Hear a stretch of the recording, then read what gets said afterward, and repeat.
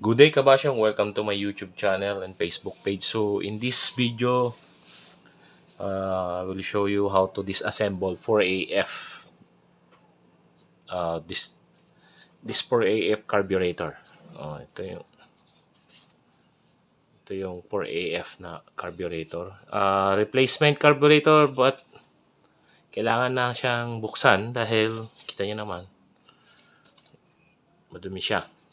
So itong video na to, it will serve as your guide on how to disassemble a carburetor. So first things to do when I disassemble carburetor is tinatanggal ko muna yan, and make sure may lagayan kayo, yung properly placed, katulad yung mga maliliit na parts na yan para hindi man mawala. Sa part ko, sa akin, kabisado ko na siya kahit pagbalik-balik na rin nyo pa. Ngayon, ito naman, tinuturo ko lang yung, syempre ganito din ako noon, sinesegregate ko, sineseparate ko hanggang sa sunod-sunod yung ginagawa ko na may memorize ko na. So kahit pag samasamahin na siya, pero mas mainam pa rin ang pag ganito, lalagyan nyo sa mga lalagayan yan para alam na alam nyo at hindi mawawala. So nga pala, yung mga tools na gagamitin natin, number 12, close wrench, 10, yan, in case, yan, number 10, at flat screw, syempre, yung kanyang, madumi pa, may ano pa ng ano. So yung malaki to ha, kasi may paggagamitan tayo na ito, and syempre, flat screw na maliit, screwdriver, yung pointed, maganda yung dulo niya, maliit na fly long nose, yan. Bakit kasi kailangan natin ng proper tools? Dahil kapag di natin ginamitan ng mga proper tools to, yung mga yan, example, this is screw, masisira yan. So mawawala na yung pagkaano niya. So ayan, ganyan. So tanggalin muna natin. Ito number 14 pala to. 14, 17. I think it's 17. Yes, it's 17. Yan. Number 17. Yan.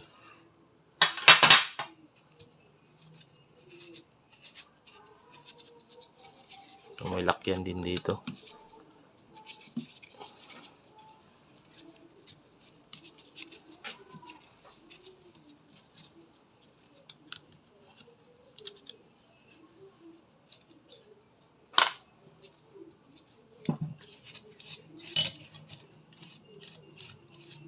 And one tip,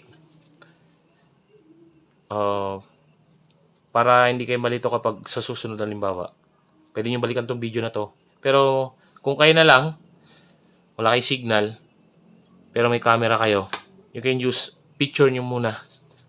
Picture, ayan, para makita nyo kung saan yung mga parts na pinagtatanggal nyo. Ayan, picturean nyo. Mas mainam. So, syempre, i-disassemble natin, bubuin din natin ito ulit sa susunod na video naman na yon.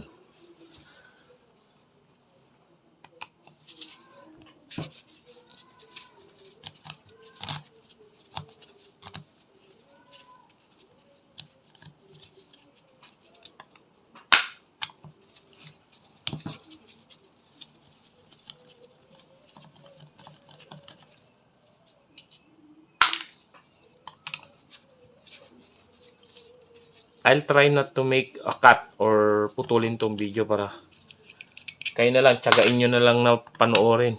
Fast forward nyo kung ano, nasa inyo yan. Basta importante matuto kayo. Sa mga beginner ha, number ng carb.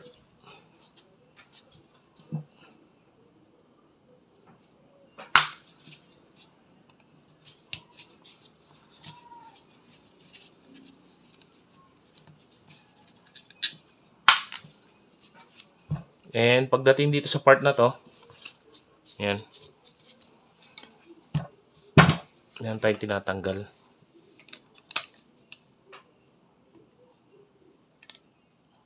Actually, itong carb na to, ano to eh. Nagalaw-galaw na to.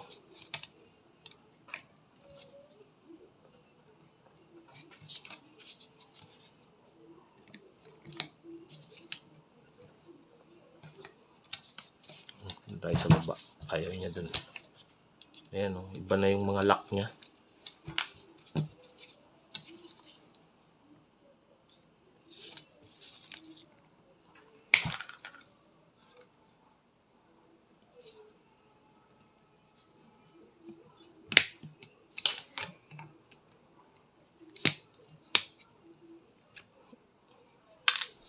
Yung lock, etong lock na to, dito to eh.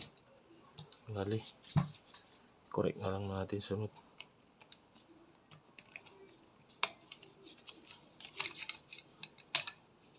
Tandaan nyo, pag ganon, pag ganyan na, linkage. Ito number 12. Tanggalin na natin para hindi na marang-harang.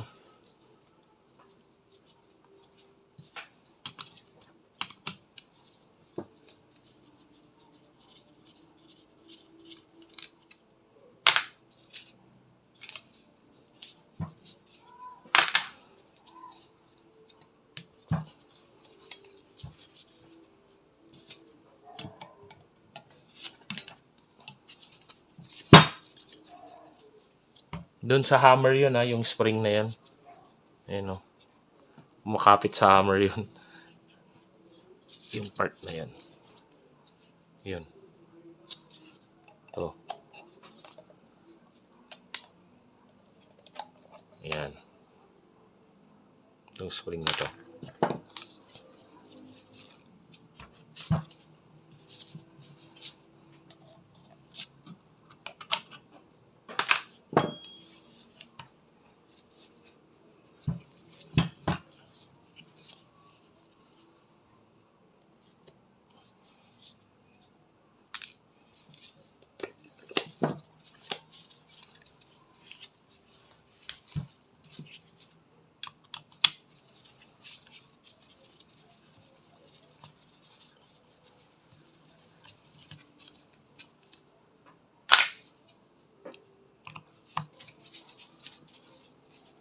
Sa 4AF, pantay-pantay yung ano niya, screw. Sa 2E, hindi.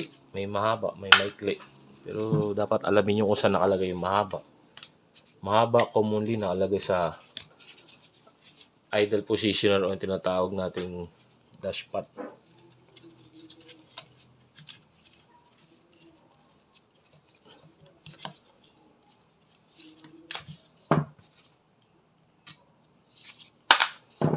And wala. Uy. Pag ganito nabuksan nyo, overfeed yan ha. Yan. Overflow yan. Overflow. Pag ganyan. Dapat yan. Ganyan lang yan. Yan. Kaya na dapat yan. Tsaka doon kasi may sukat din yun. Tingnan nyo. Iyon. Yung part na to. Ito. May sukat yan. Yan. Tsaka yun. Ayan. May sukat yan. Ito wala. O, tingnan nyo. Overflow to. Kaya siguro hindi mapatino-tino. Ayan. Ito na natin. Tapos pag gagawa kayo, huwag nyo siyang ilalapag pa ganun. Kasi, yun na, nadidiinan. Ayan o. May sukat kasi ito eh. Tuturo ko sa inyo pag assemblein na to. So, antay-antay kayo. Ayan. Oh, ganda pa yung ano nyo, rubber.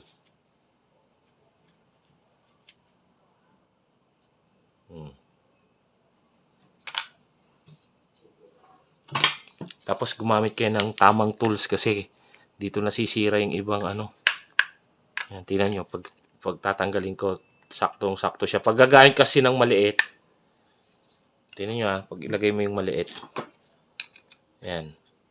May tendency kumabyos yung tawag doon. Yan. Tulad yan, no? So, mababasag, masisira yun. So, mas maganda pa rin yung tamang tools lang. Yun. Tayo. Tapos, meron tong strainer. Oh. Ito na, yung sakit ng yan. Ito, yung maliliit na part na yan, papasok yan dun sa loob ng strainer. Kala natin maisasala siya dito. No. Tinanggal mo yan sa loob, oh. Mas matindi pa. Papasok ngayon yan. Pag pumasok yan, papasok yan dito. Yan, sa mga butas-butas na yan, oh. Yan. Papasok dito. Kasi di ba nakalagay siya. Ganyan. Pasok yan. Pagpasok yan, ayan na. Magkakaleche-leche na yan. So, ayan. Kaya hindi pala napatino tong carb na to. Dahil dyan. Yun. Tapos, hindi siya properly sealed. Ito nyo. May ano siya. May dumi. So, pwede pa to. Can be reused. Ayan. Buo pa naman. So, ito na yung ulo niya. So, tanggalin din natin yan.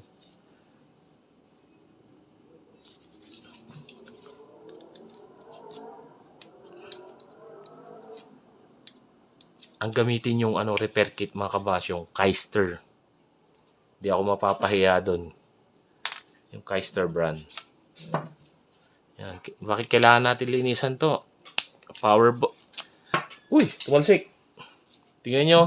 Dapat secure yung nyo, area nyo. Kasi kung sa labas kayo gumagawa, tatapon na. Wala na. Mawawalan na kayo ng spring.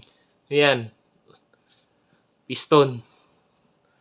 Power piston. Power piston tawag dito ha, o piston. Yan. Yan ang laging magka-partner. Tapos ito yung lock niya. Yan.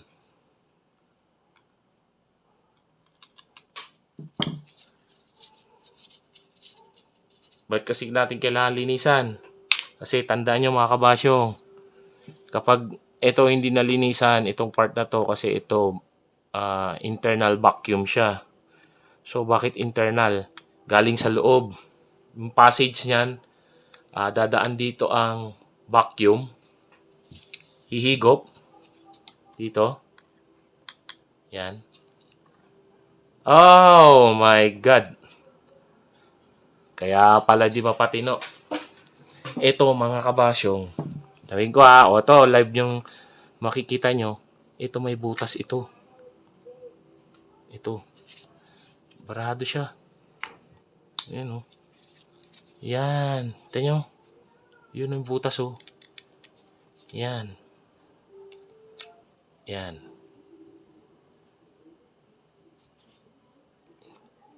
Lagyan siya ng gasket. Barado. Talaga hindi titino. Ang tendency, ito ha, sa mga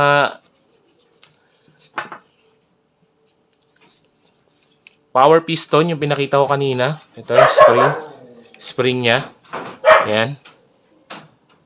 Tapos, power bulb. Ito yung power bulb na tinatawag. Yan. Ano trabaho niyan? Ngayon, ang vacuum, kapag humigop, nakataas yan. Ngayon, kapag medyo kinakapos yan, tutukod yan. Tutukod. Ayan, nakita niya, tutukod.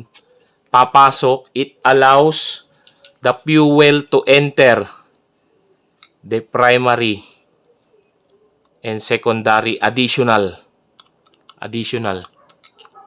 to sustain, to supply, to support ng fuel. So, yan. Nakita nyo na. Yun na yung naging isang problema niya. Ang dami niyang problema. Ito, isa. Tapos, barado. So, yan. At least nakikita nyo, hindi ko pa binuksan to. Ngayon pa lang. Ito, malilinisan na lang. Lilinisan na lang to. So, wala na rin to. Actually, meron ako na nito yung sa Mazda 323 na carb.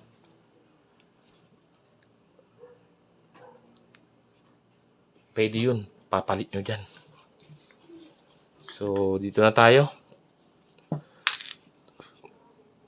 Dapat ito tumatalsik na to. Ayan, ayaw. Dapat to nakaangat na to eh. Uy, gising. Ayaw. Siguro paglilinisan na lang. Yan. Galing natin itong mga Venturi. Ito yung secondary. Secondary to. Sorry. Primary pala, sorry. Maliit. Maliit.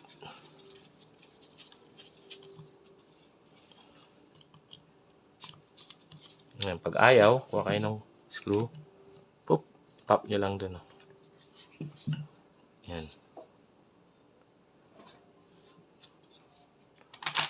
So, nabuksan na to, pero bakit hindi nakita nung gumawa?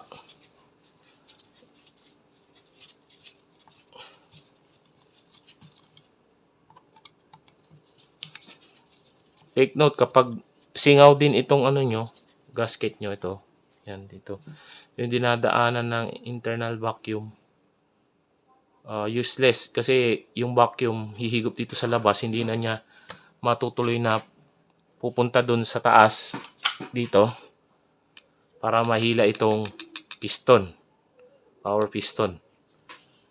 So tendency lagi nakatukod ang lakas nyo sa gas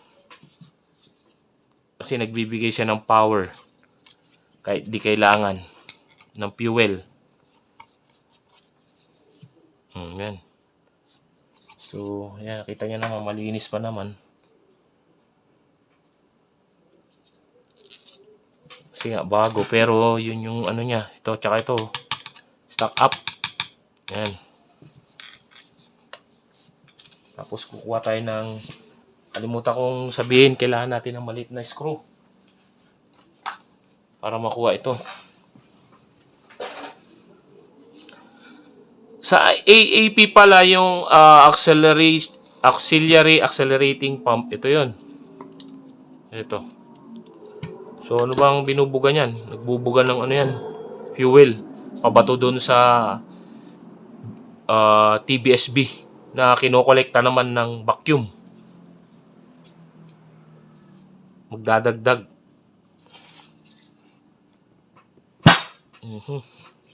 Ayaw niya.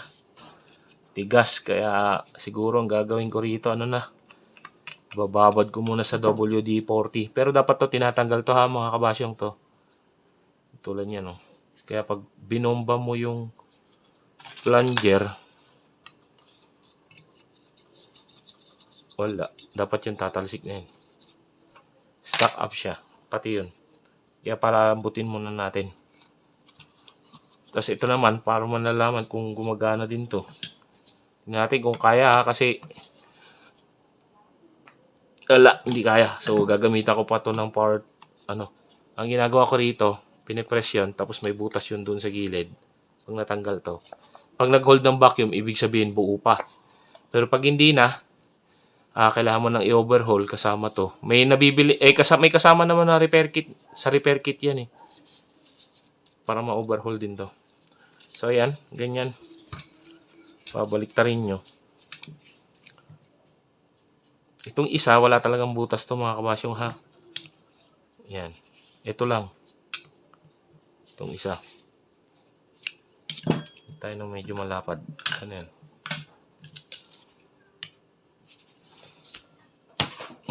Tigas mga kabasyong. Sobra.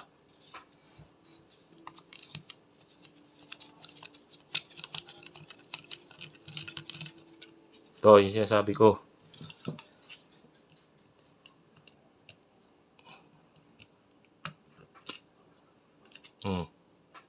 Yun, may ano to pala. Lock washer. Yan, lock washer. Tapos yung isa yan, may butas. Yan. Yan. Yan, magkapares yan. Kaya pag ilalagay nyo, yan, tabi nyo dun. Sama siya dun. Isa pa. Tigas, sus ko po.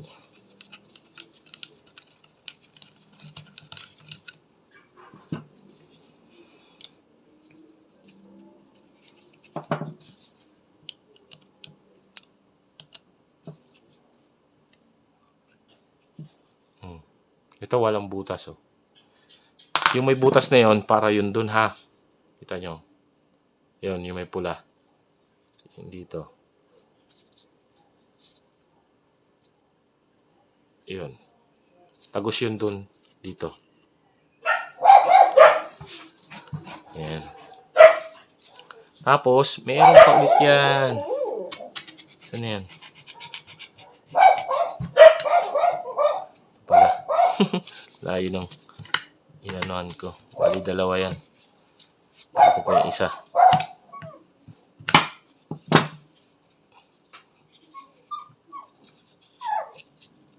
Ayan.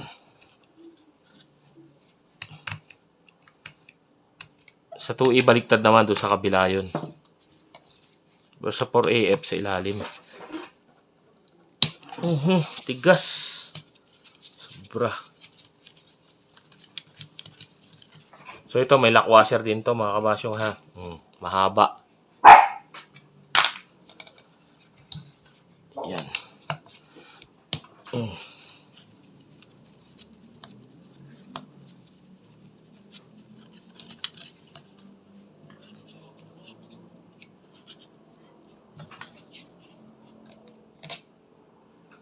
Ayan.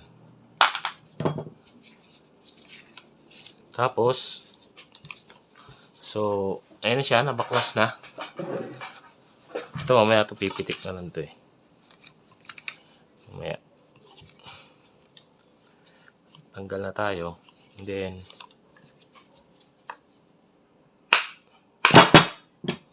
tap nyo lang. Baklas na yan. Lahati. So, ayan. Original pa yung gasket niya. So, pwede pa nating i-reuse yan. Hinati ko lang para pakita sa inyo. Ayan. So, ayan. Yung kanyang, yun, natanggal na. Pati ito, ingat, ayan. Yung workplace nyo, dapat maano. Ayun.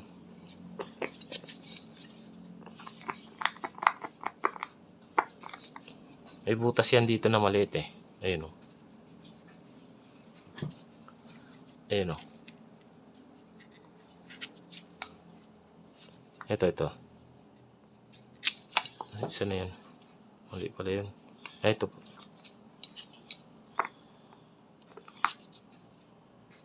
May dalawa.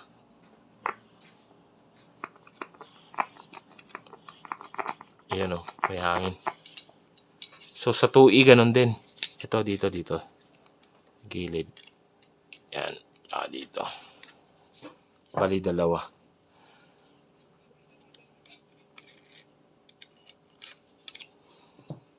So, ibababad natin para matanggal yun. Tsaka, ito, hindi ko po persahin. Baka mabasag. Try. Yun. Kaya kailangan nyo pala ng, ano pala. Di, ano ba na yan? Kulang-kulang yung mga sinabi ko, ha. 9mm.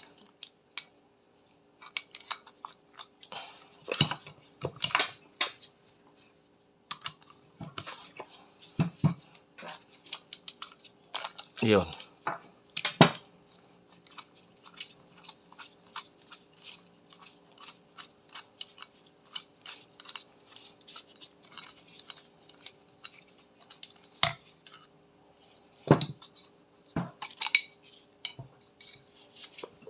Ay, grabe.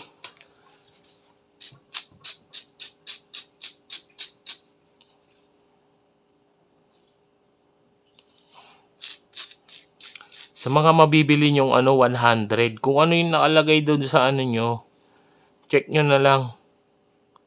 Halimbawa, 100. Yung iba kasi ginagawa, sinasakal, kaya yung bigay na power, konti, eh. Pero kanya-kanyang kasi yan. Pero ako, tuturo ko na lang kung ano yung mga na-experience natin at ano yung tama talaga. So, huwag yung sasakalin. In short. Especially primary and secondary. So, itong primary,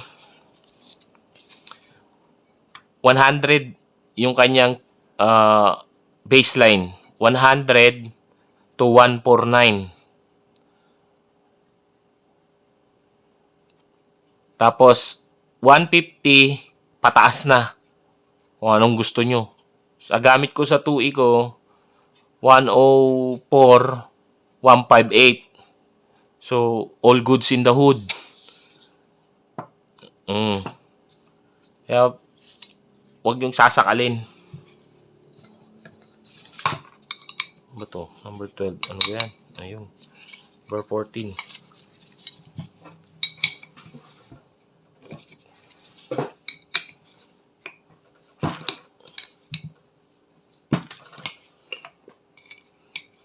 Nakabahan ako kasi salamin tong tinutungtungan, baka mabasag.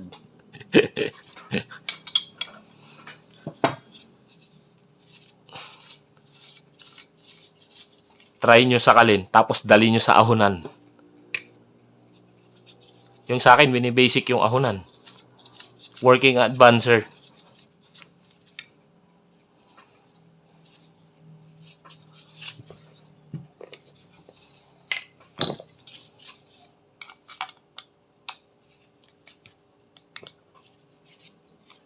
Ito, hand tighten lang, wag sobrang higpit. Yan, katulad yan.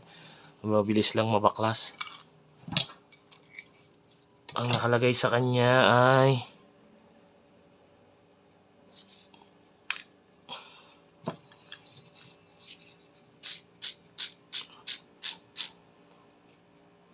walang number.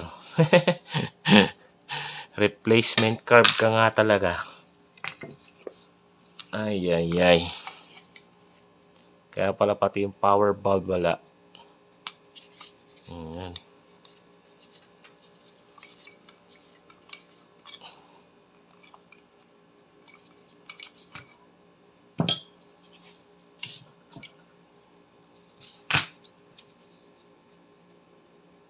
Pati ito wala din.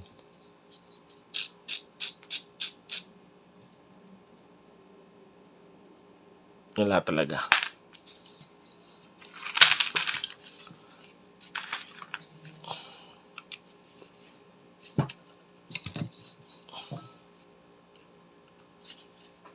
Kaya natin na. Ayaw. Kailangan natin ibabad muna. Ibababad muna natin yan. Para makita natin. Pero nakita naman natin yung mga parts na dapat ayusin, linisin. Yan. Ito, i-remove nyo rin yung air and fuel mixture screw para malinisan yung maigi. So kapag bibili kayo ng carb na second hand, tignan nyo ito ha, mga kabasyo.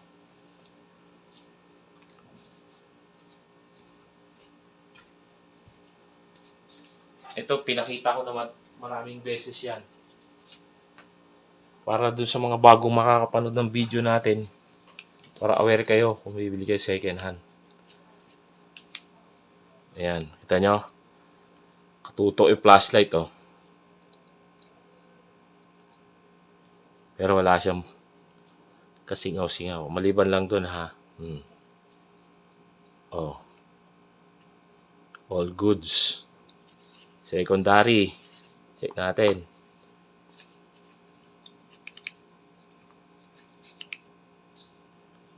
Meron siya konti. So, ayun, lalo na sa gilid.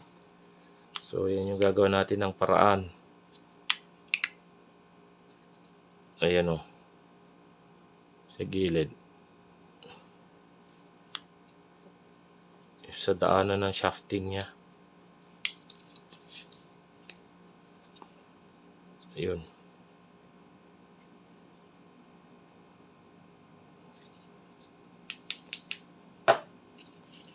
So, kapag may singaw na, alam nyo na.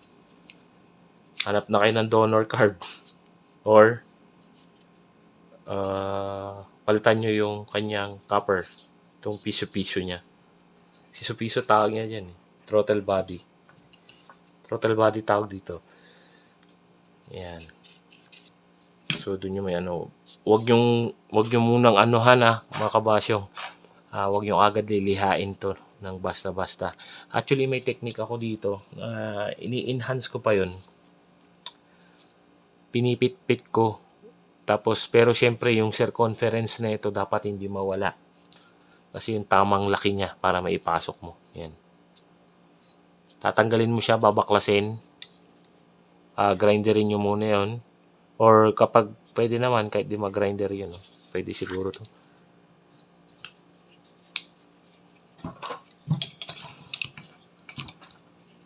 Tapos, huwag nyo masyadong i-bend ito.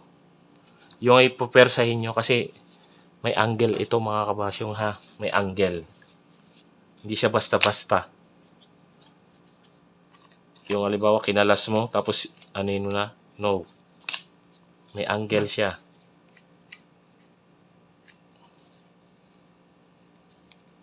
Tatry lang natin. Pag hindi mo, kailangan ko pang palambutin. Ayun.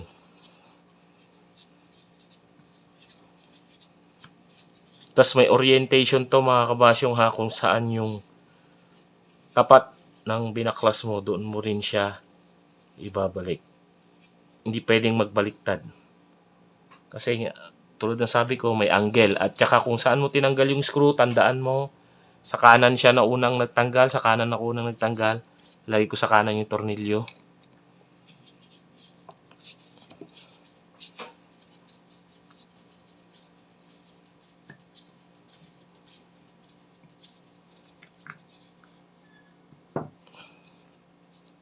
Yan. Kita nyo yung sinasabi kong may angle. Yun yung tabas dun. Yun. Kaya pag ibabalik nyo, tatandaan nyo. So yung maraming part na yun, yun yung upper. Pag di lagyan nyo lang ng parang isang maliit na tuldok lang, ganun nyo lang. Dito, guhitan nyo lang konti. Yan. Pag ibabalik nyo, yung tamang orientation niya pa rin. Yan. Kasi may angle yan. Mas mainam nga to sa 4AF may ganyan eh. Yung sa 2E, isusuksok mo pa eh.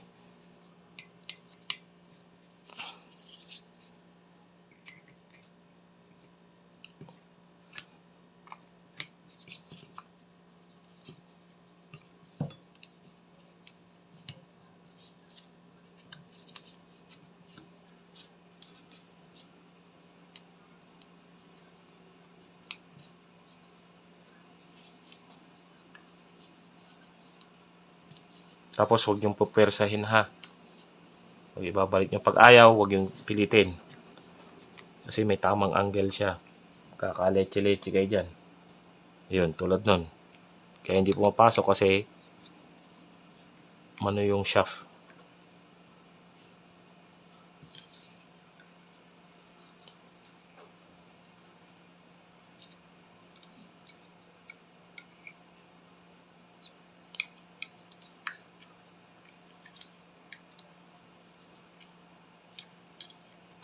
Sa pagbuo na yan, ganyan. Malay mo, matsambahan natin. Kumalaw lang pala.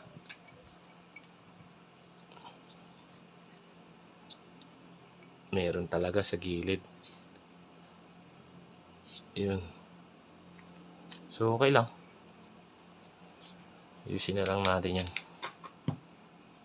For the meantime, ibabalik ko muna kasi ibababad ko pa ito. Para hindi ako malito. So, ganun din ang gagawin nyo. So, antayin nyo yung second video na ito. How to assemble. So, sa ngayon, mga kabasyong, yun lang muna. Tip ko, kung di naman necessary pakialaman o hindi naman lumalabas yung gasolina, pag lumalabas na kasi yung gasolina dito, palitan nyo na yung throttle body nun. Or hanap na kayo ng bagong Kasi kahit anong tono nyo yun, hindi matotono yun. Wala kayo sa akin. Papa-machine shop nyo, good for 3 months lang yun. Same as the Advancer. Ganun. Mag-aano lang siya ulit. Kasi nire-remedyohan lang. Not like yung kapag ganitong bagong-bago pa talaga. So yan. Tulad sabi ko, kung saan tinanggal, doon ibalik.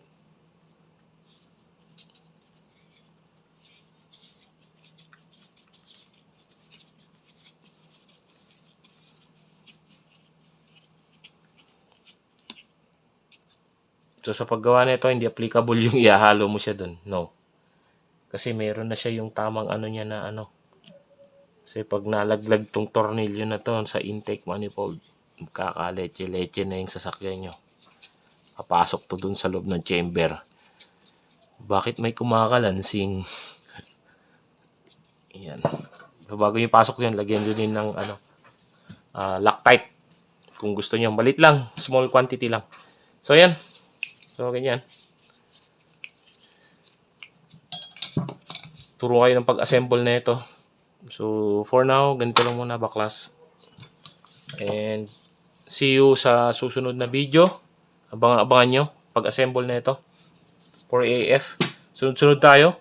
4AF, 2E, tsaka 4K. So, sa 4K at tsaka sa 2E, parehas lang sila ng throttle body. Magka-same lang. Actually,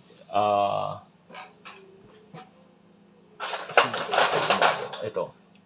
Kita nyo to. Pakita na lang. Patalastas. Itong sa butterfly ng primary. Hindi sa kanya yan. Kinuha ko yan sa Mazda 323 na carburetor. Dali.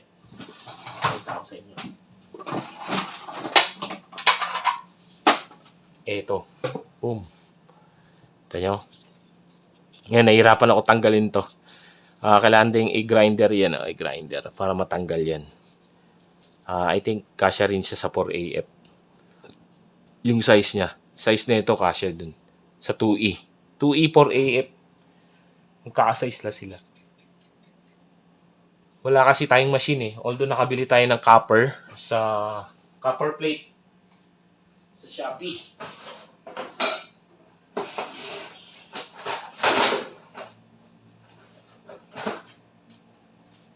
May nabili tayo. Ito. Phew. Tagal na to. Di ko pa nagagawa kasi nga kailangan ng proper tools. Hindi siya pwedeng banat ka lang ng banat. Pwede siguro ipapaano mo sa machine shop pero ganoon din. Ginagawa mo nga para magtipid eh. Itong butterfly. So wala yata. Hindi yata na ilagay dito. So yan. Ganyan. Ito yun oh. Shopee, Lazada. Hindi siya pwede pang pang secondary butterfly. So primary lang siya kasi oh. Although may mga sizes naman oh, kita niyo yung kapal. Tapos may angle yan eh. May tabas. Diagonally. So ayun. Galing sa donor carb, pinunta ko sa 2E. So abangan nyo to. Abangan nyo din to sa 2E. So ito, Mazda 323. Naging donor siya. So ayan. Maraming salamat sa panonood at kung di ka pa nakasubscribe sa aking YouTube channel, please subscribe and paki-like and follow ang ating Facebook page. So yun lang, maraming salamat. All goods in the hood. God bless.